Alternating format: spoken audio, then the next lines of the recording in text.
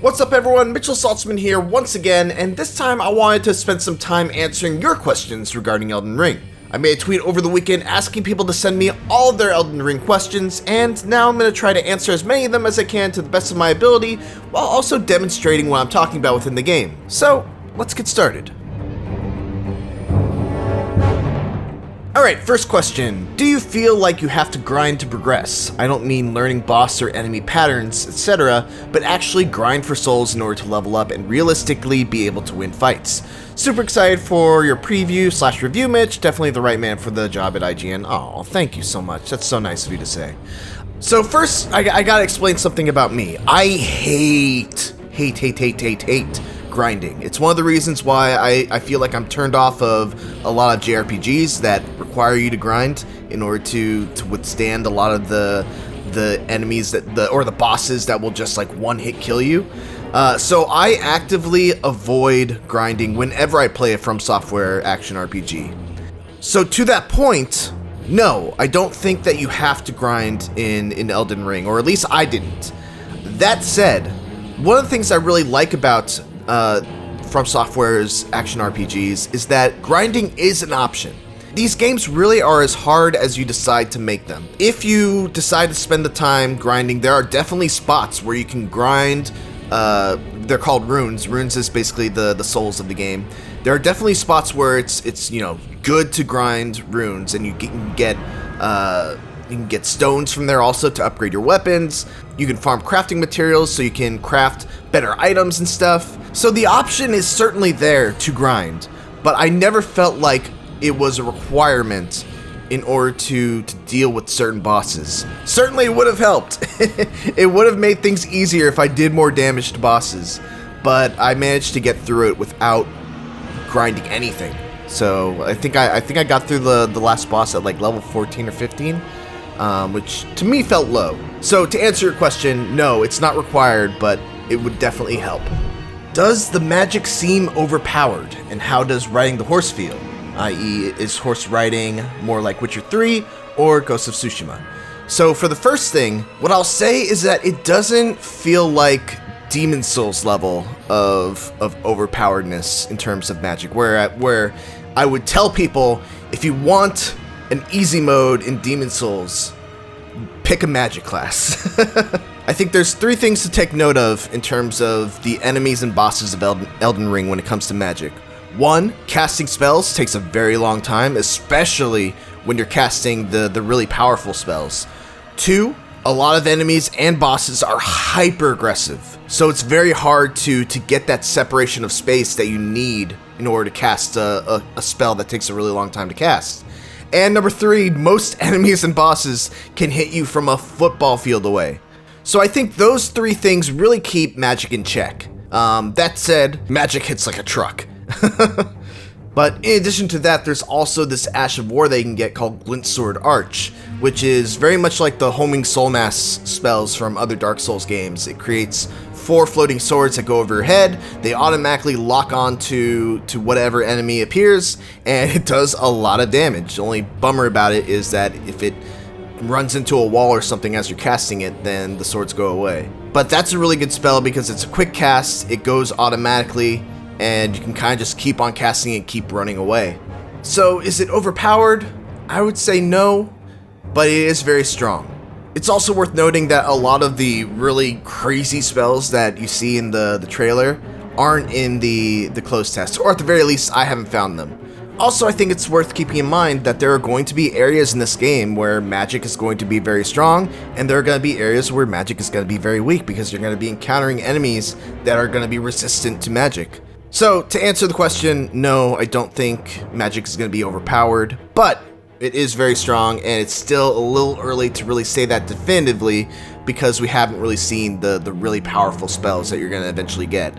Oh, and then I forgot the second part of your question. How does riding the horse feel, i.e., is horse riding more like The Witcher 3 or Ghost of Tsushima? I'm gonna be honest, I haven't played Witcher 3 in a long enough time to really know what that comparison is that you're saying between Witcher 3 and Ghost of Tsushima. I will say, riding the horse in Elden Ring is fine. It's not, it's not trying to emulate what real horseback riding is like. Obviously, you have a double jump on this horse. There's a very simple sprint that you can use to increase your speed, and yeah, it does its job. Is probably the best thing I can really say about it.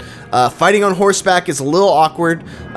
It takes away, you know, the strong attack and heavy attack. It just makes it so that you have one attack on the left side, one attack on the right side.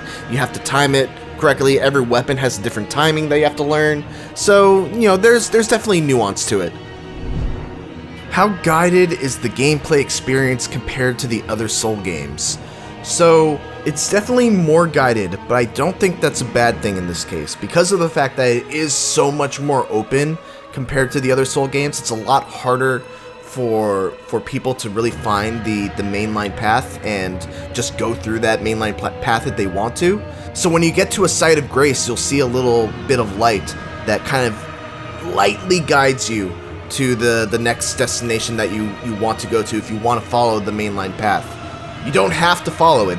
There's nothing that's causing you to go down that path if you don't want to. But there is that guiding light that is persistent throughout the entire game. I think one other thing that I want to shout out with regards to Elden Ring and its guidance, so to speak, is that this game does a better job of any other From Software game that I can think of when it comes to reminding players about its mechanics. So if you go to your inventory and you scroll all the way over to the right, you get this little tab of info.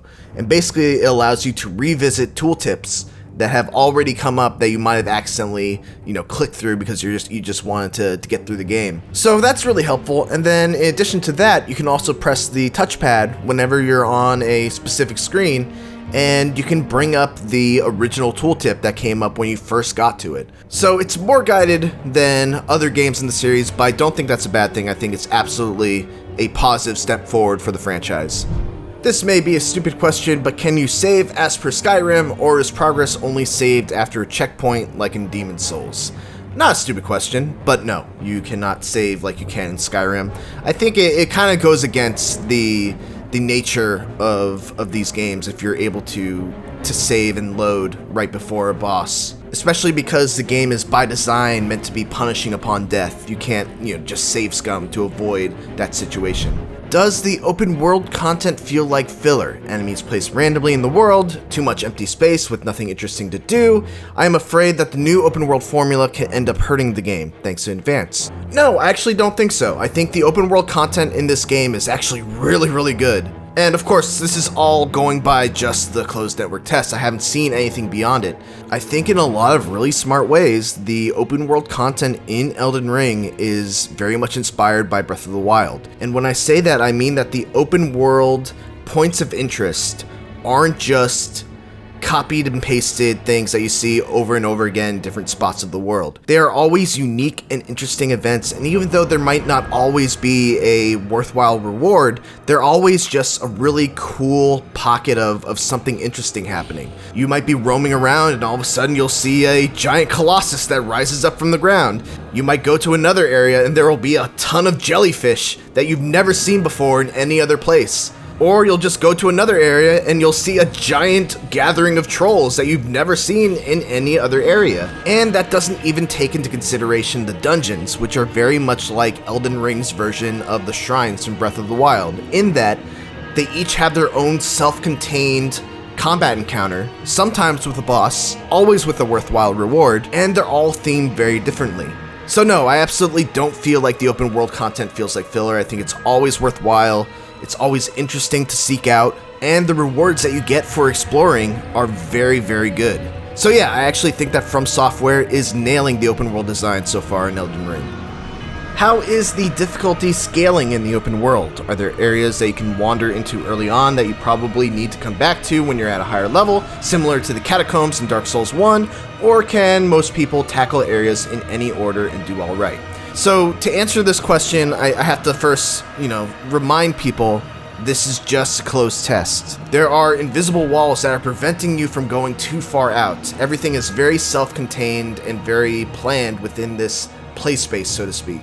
So when I say that wasn't an issue at all, just keep in mind, I don't know if that's going to be an issue in the full game. But in this closed test, there was no aspect of difficulty scaling at all. Every area had a different set of enemies that weren't any more difficult than any of the other areas. They were just different. So you'd go to an area, you'd find skeletons that were easy to bring down, but they would resurrect, much like the catacombs in Dark Souls 1. In another area, you would find these dragon-like enemies that ultimately would go down pretty easily, but if you didn't have a ranged weapon, they might be a little harder to deal with. So there was no area of the demo where I felt like I was out of my depth because I was too low of a level. You could really go in any direction right from the start and deal with whatever you had in that area. I hope they keep it like this though. I think it's really awesome that you can really go in any direction right from the start and carve your own path through the game. What I imagine is going to happen is, this first area is Limgrave. Limgrave is going to be its own kind of almost self-contained area where you're going to start the game. You're not going to be able to move beyond it because of not having an item that you probably get from the Legacy Dungeon boss. Then once you get that, you're going to go into another area that's going to be its own kind of self-contained area with its own, recommended level. And from there, it's just going to keep on building until you get to each new area of the game. So that's all just speculation, but to answer your question, in the network test, no, you don't have to worry about level scaling. You can go wherever you want. There's no kind of thing like the catacombs from Dark Souls 1, where you go in an area and you just get one-shotted by enemies. How does the level of challenge you've experienced so far stack up to prior FromSoft games? Have you fought any bosses? And if so, how tough were they? I have fought so many bosses. It is unbelievable how many bosses are packed within this closed network test. As far as the level of challenge goes, and this is a question that I got a bunch of times, people really want to know how hard Elden Ring is. It's a hard game, guys. I think it's about on par with what I would expect from software. I definitely stubbornly struggled against a lot of the bosses because of the fact that, like I mentioned before, I don't like to grind. I don't like to summon people for help. Whenever I play a Souls game, it's always my personal value to be able to beat a boss one-on-one, not rely on summons, not rely on cheap tactics that break the encounter. And so, sticking to those values, I struggled. There were a couple bosses that took me upwards of 30-40 minutes to beat. That said, what is true about Elden Ring and what is true about all the other Souls games is that there are lifelines that you basically have. You could summon help. You could grind and level yourself up to where you can make many more mistakes than normally you could. You could leave and go to another area and come back when you have better gear or a better Ash of War or a better itemized summon that you can use. So there's all kinds of ways to navigate around the difficulty of Elden Ring to bring it down to whatever level you feel comfortable with. So it's kind of a tough question to answer in terms of like how difficult it is. Once again, this is a network test, so things are going to be different than the full game. But one of the things that I think is notable about Elden Ring is that it gives you this this guard counter ability that just almost completely trivializes the battles against these smaller rank and file soldiers that only attack you once and can recoil after your shield. But yeah, basically what happens is you block an attack, you hit the strong attack button right after it, and even if this didn't kill them in one hit, it would knock away their shield and break their stance, which would put them in a position of a critical attack. So that move is just really good for dealing with these guys. It's not good at dealing with bigger enemies and more monstrous enemies that attack you a lot and don't recoil when they get blocked by a shield, but just something to keep in mind. So to answer the question of how hard is Elden Ring, I feel like it's pretty on par with the rest of the Souls games. I don't think any of the Souls games really have a huge disparity in how much harder they are from each other, and this kind of just feels like on the same level. I think like the other games from Software, a lot of the difficulty in Elden Ring is going to be learning how to play Elden Ring. It's going to be learning when to use the guard counter, learning when to roll, learning when to block, learning when to try to parry. And once you figure that stuff out, the difficulty is not insurmountable. and once you figure that stuff out, you'll have a much better time getting through Elden Ring. That said, man, some of those bosses just beat me the hell up. Just made me have a really bad day. But yeah, that's it from me. Thank you all so much for all the questions that you submitted. Sorry to all the ones I didn't get to. And yeah, I got a bunch of Elden Ring coverage for you to check out if you're interested. I got a preview, I've got the first minutes of the closed test, and I've got a 3-minute video of me fighting against one of the bosses that kicked my ass, Margit the Fell Omen. So yeah, check all those out. Thank you all so much for watching, and of course, for everything else, keep it here on IGN.